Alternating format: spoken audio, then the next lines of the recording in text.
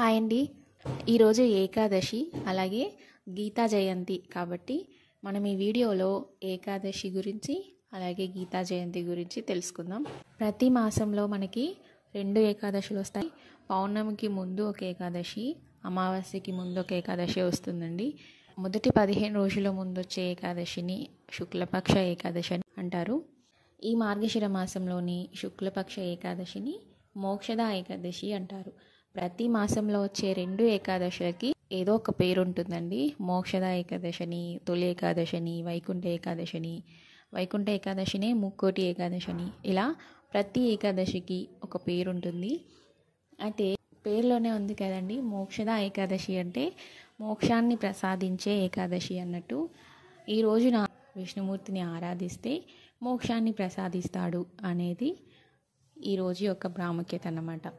సనాతన ధర్మంలో ఏకాదశి ఉపవాసం అన్ని ఉపవాసాలలో ఉత్తమమైందిగా పరిగణిస్తారు.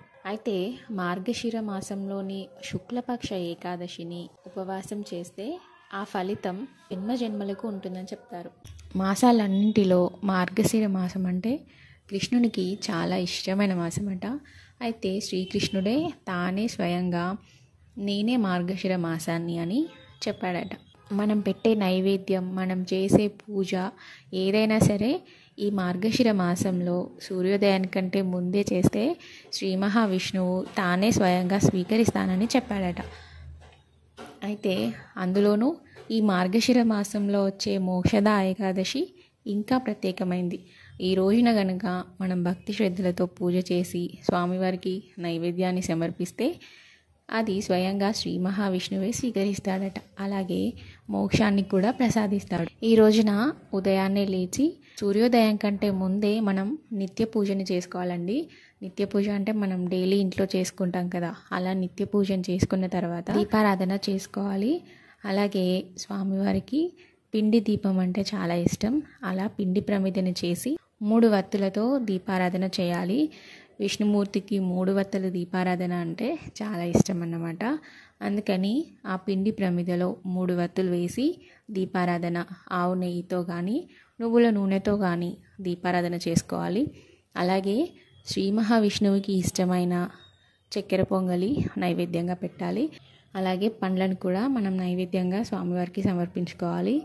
అదేవిధంగా తులసి మాల అంటే శ్రీ మహావిష్ణువుకి చాలా ఇష్టం కదా. ఈ రోజున తులసి దళాలతో మనం పూజ చేస్తే మనకి స్వామి అనుగ్రహిస్తాడు. ఒక్క తులసి దళాన్నైనా ఈ రోజున సమర్పించాలి. అలాగే ఇంకో విషయాన్ని మీరు ఇక్కడ గుర్తుపెట్టుకోవాలండి, ఆడవారు ఎప్పుడు కానీ తులసి దళాన్ని తుంచకూడదు. ఇంట్లో వాళ్ళతో తులసి దళాలు తుంచి ఇవ్వమనాలి. వాటిని మనం పూజలో ఉపయోగించుకోవచ్చు. అదేవిధంగా మనం పూజ చేసుకుంటాం కదా డైలీ, ఆ తులసి మాతని ఎట్టి పరిస్థితుల్లోనూ తుంచకూడదండి. ఈ రోజున ఉపవాసం చేయాలి కదా. అయితే ఈ ఏకాదశి ఉపవాసం మనం ఏకాదశి రోజు కాదు, దశమి రోజే ప్రారంభమవుతుంది. దశమి రోజు మధ్యాహ్నమే మనం భోజనం చేస్తాం కదా, ఆ తర్వాత నైట్ ఏం తినకూడదండి. నైట్ నుంచే మనకు ఉపవాసం ప్రారంభమవుతుంది అన్నమాట. అలాగే ఏకాదశి మొత్తం ఉపవాసం ఉండాలి. ఆ డే అంతా పండ్లు ఇంకా పాలు ఏదైనా అల్పాహారం లాంటివి తీసుకొని మళ్ళీ ద్వాదశి రోజు ఉదయాన్నే దగ్గరలో ఉన్న విష్ణుమూర్తికి సంబంధించిన ఆలయాలు అంటే కృష్ణాలయం, రామాలయం, ఇంకా వెంకటేశ్వర స్వామి ఆలయం, ఇలా దగ్గరలో ఉన్న విష్ణు సంబంధిత ఆలయాలకు వెళ్ళి తులసి తీర్థం తీసుకుంటాం కదా, ఆ తీర్థంతో మన ఉపవాసం పూర్తవుతుందన్నమాట. ఈ విధంగా ఏకాదశి ఉపవాసాన్ని చేసుకోవాలి. ఈ ఏకాదశి ఉపవాసం 3 రోజుల వ్రతం అండి. మహాభారత యుద్ధ సమయంలో అర్జునుడికి యుద్ధం చేసేటప్పుడు శ్రీకృష్ణుడు ఈ గీతను ఉపదేశించాడనమాట. ఆ రోజే మార్గశిర మాసంలోని శుక్లపక్ష ఏకాదశి అంటే మోక్షద ఏకాదశి అన్నమాట.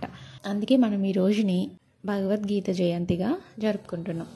ఆనాడు శ్రీకృష్ణుడు చెప్పిన భగవద్గీత మనకి ఇప్పటికీ ఎప్పటికీ మనిషి ఎలా జీవించాలో, ఎలా మసులుకోవాలో నేర్పిస్తుంది.